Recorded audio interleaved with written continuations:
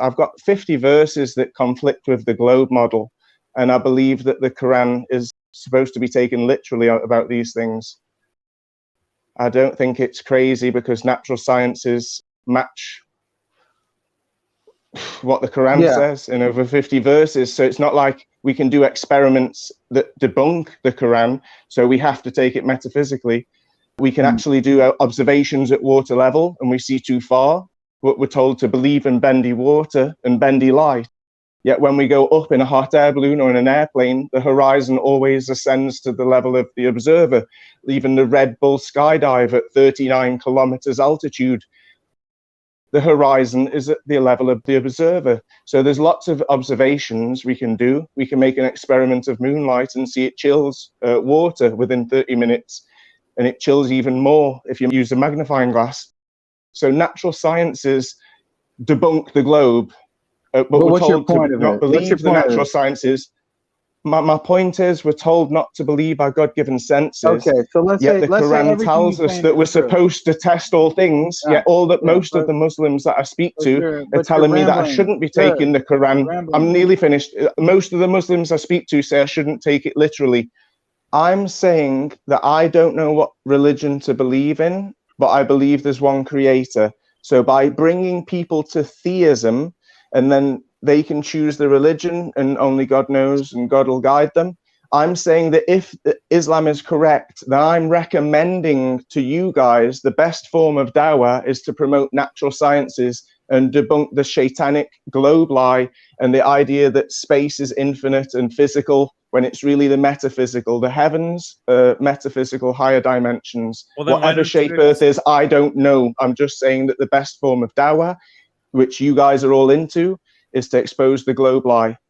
Well, this is, if this is not the kind of view that you have of cosmology, like there's a 7-dimensional Earth or 7-dimensional skies, then it would seem that you should accept Islam, because the Quran has that kind of latitude, or there's enough, you can have this kind of cosmology and it will be compatible with the Quran. I don't think that the it's clearly defined what cosmology actually, like the structure of the universe, there are certain things that are mentioned in the Quran, but much of it is part of the ghaib. And I don't think we should speculate about the ghaib, but it's like there's a kind of, I don't want to use the word agnosticism, but there's a latitude that accommodates a lot of different types of cosmologies about the structure of the universe, the things that actually are not necessarily part of modern scientific consensus, Mm-hmm. and the consensus is constantly changing. Like, is the universe, is there like a multiverse, or is the universe 4-dimensional, or is it 21-dimensional, or is it 7-dimensional? Like, these are things that are being debated and they're constantly shifting. And just as far as metaphysics are concerned and cosmology are concerned, then I think Islam and what we find in the Quran, it's actually can accommodate a lot of these different perspectives. As like there's a lot of latitude there, or tolerance there within Islamic cosmology, whereas Islam can't tolerate other things like human evolution. There is going to be a conflict between Islam and what the scientific consensus is, because the scientific consensus is that humans have evolved from a common ancestor.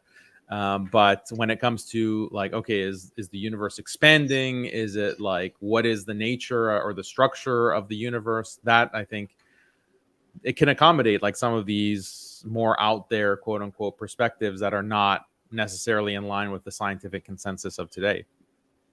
Yeah, but that's why I asked him, Daniel. I said, let's say for the sake of argument that this is the correct interpretation of the Quran, why are you not a Muslim then? Right? Yeah, and that's so why that's I'm wondering, because other books like the Bible, for example, it seems to me, maybe I could be incorrect on this, but the Bible seems to be more geocentric in its cosmology and maybe not as tolerant of other diverse cosmologies as the Quran is or Islam is.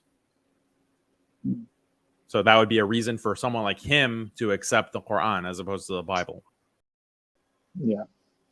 But I think what he really wants, he wants He was expecting to come on here and us say, no, your interpretation of the Quran on those verses is wrong, and for us to go back and forth and have a debate about the interpretation of the correct Quranic cosmology. And I just think that that's a waste of time. I don't think that there's any reason to really do that. Especially, because it gets very speculative.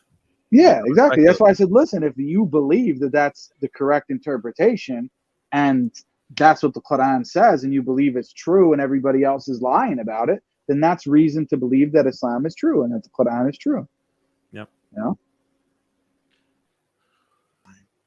All right, guys, we'll call it a day. We've done 3 hours, 37 minutes. We dragged it out, mashallah. I'm traveling tomorrow, mashallah, to Malaysia. My flight is in the afternoon, 17 hours.